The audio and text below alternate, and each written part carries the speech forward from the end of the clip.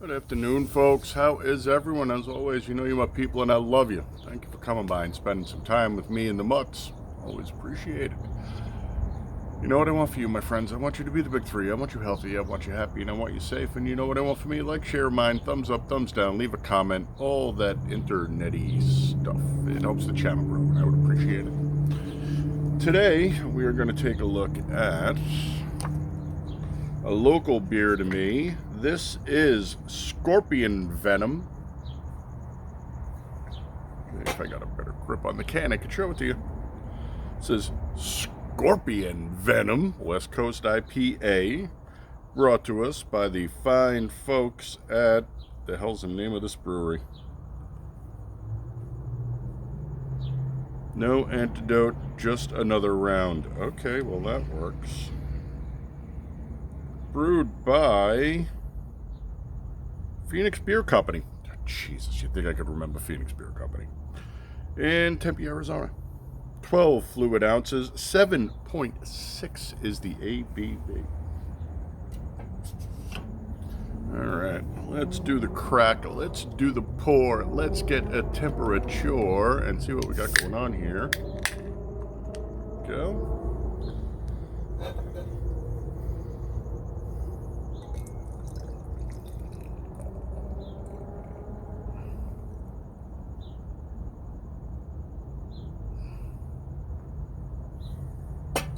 With the giant 20-ounce glass, when you pour them like that,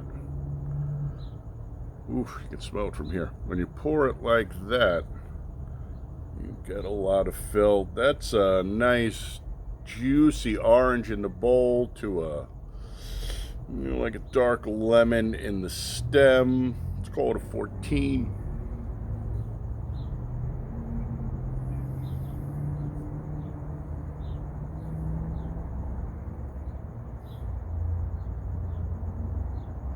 I think that would be about 8 times.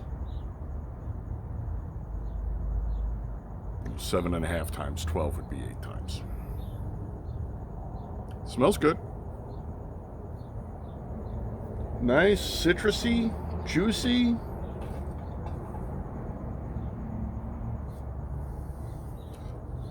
Underlie of pine. Let's get a temp and see what we got going on here. Oh, you know what? We should do this.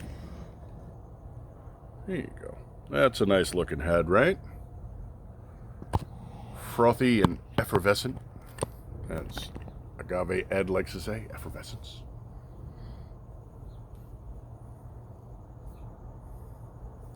A nice job, tight, loosens up. Looks like we might get some lacing on here. Now let's get a temperature and see what's going on. 49, 47. I got 47.1. Now I have 50. Pick a temperature and stay with it, please.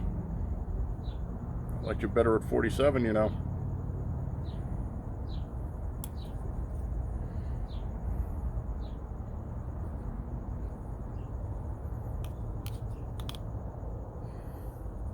I'm a huge fan of digital appliances. Yeah.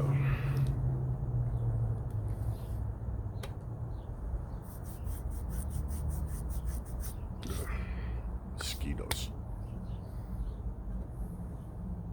So, nice creamy head, nice bright white color. Yeah, 13, 14 seems about right for an SRM.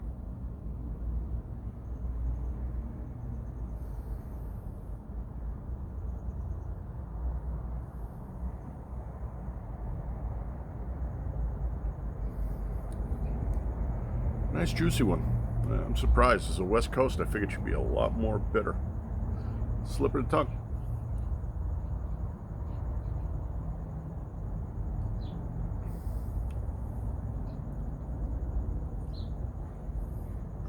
Nice mouthfeel, right? So, soft palate, intradentals, little leakage out into the buccals, sublingual, front third of the tongue, goes to the back, it's bitter. Go figure. And pinier on the palate than it was on the nose. So I definitely got hit with some pine there.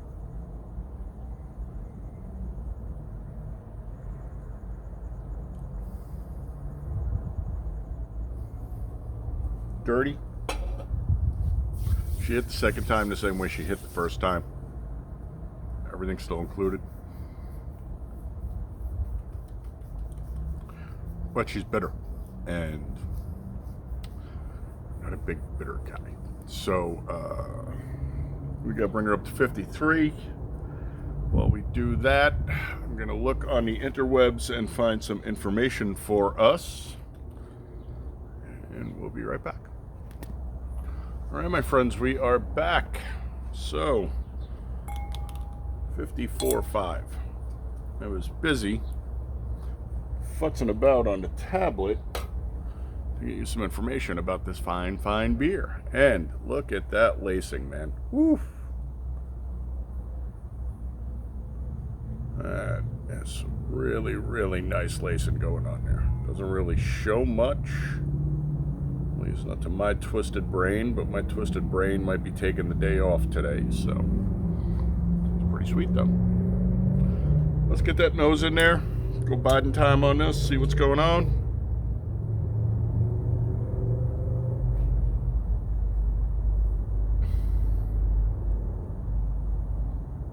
Again, we've got fruit overlaying pine. At least on the nose. It's a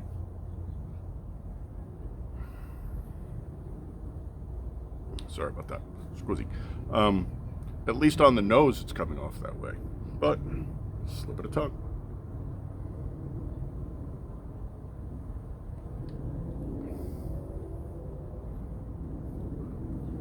Mouthfeel is shifted. She's gotten smoother. Intradental soft palate.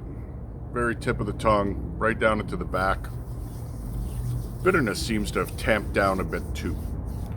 So at 53, it's a lot easier to drink than a 47. Anyway, since we had to wait, I thought we would hit the Google machine up, or whatever it's called these days. One of them tablet things that, yes, there's beer stickers on my tablet thing. I know. Crazy man. So I searched to see what kind of hops Phoenix Beer Company used in its Scorpion Venom West Coast IPA. Phoenix Beer Company Scorpion Venom West Coast IPA is described as a double dry hopped beer. Now, they don't tell you any of this on their friggin' webpage, because that would be too hard.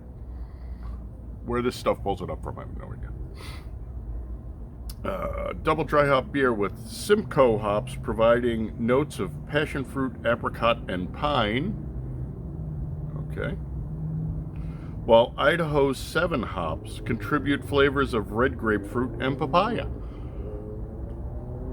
Okay. Well, it's pretty hard to parse all of those out when they're stacked on top of each other. Just saying, man. You're a super taster. More power to you. I definitely am not. The search results do not explicitly list the base kettle or whirlpool hops used in the recipe, only the dominant dry hop varieties. Well, we do know that Westies tend to like to use the C varieties, Cascade, Chinook, the real piney ones. So there's a really good chance that you're looking at Cascade, maybe Cascade and Chinook. Not Crystal. It was another one I can't think of off the top of my head. Not that it really matters. As more your primary backbone before they dry hopped all the extra flavors into it. In which case, I'm surprised it doesn't have the super piney punch. But that's what the dry hopping was for. We should probably do specs while we're here. Wake up machine. I'm so not worried about Terminators anymore. So, Scorpion Venom West Coast IPA, out where the Sonoran sun scorches the earth and saguaro stand sentinel over the Badlands. That would be here, by the way. Scorpion Venom West Coast IPA hits like a summer monsoon. This is a beer as wild and untamed as the desert that inspired it, so raise your glass and get stung responsibly. Don't tell me what to do. You're not my supervisor. 7.6 is the ABV.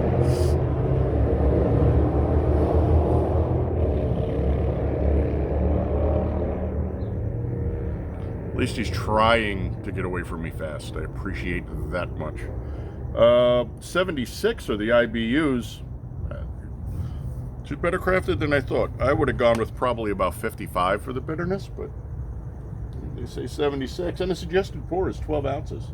Again, don't tell me what to do. You're not my supervisor.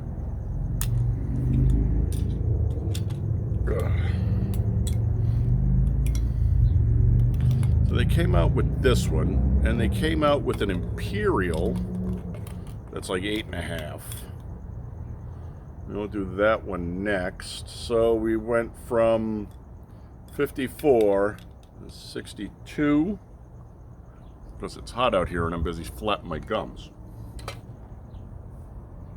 Let's see what we got. Normalize.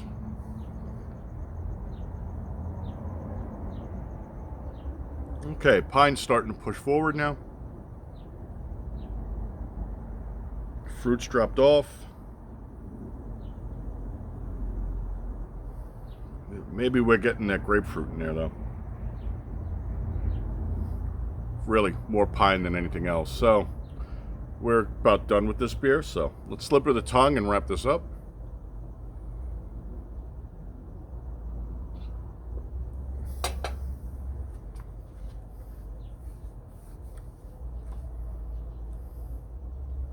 She's curtailed back even a little bit more on the mouthfeel. She's not as aggressive as she was at 47.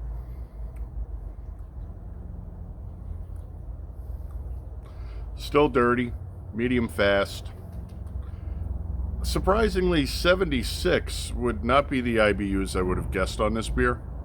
So they are crafting it well. They are taking some of that brutality that we saw in the colder temperatures and moderating it back out into the warmers.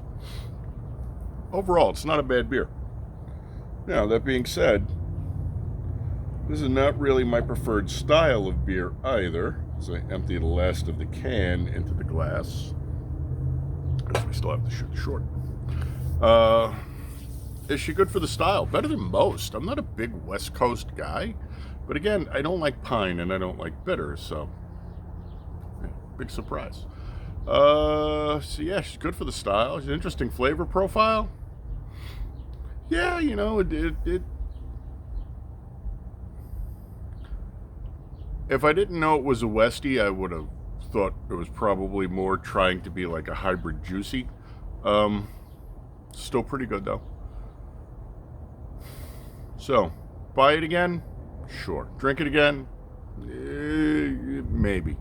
Try it on tap? I would love to. Handed this to me out of the cooler, I'd say thank you. There's no offense in treating your guest to a beer of this caliber. Good for the style, interesting flavor profile. Man, she is all 76 at 47 degrees. But when she warms up, she's really not that bad. So let's give her a 4.75.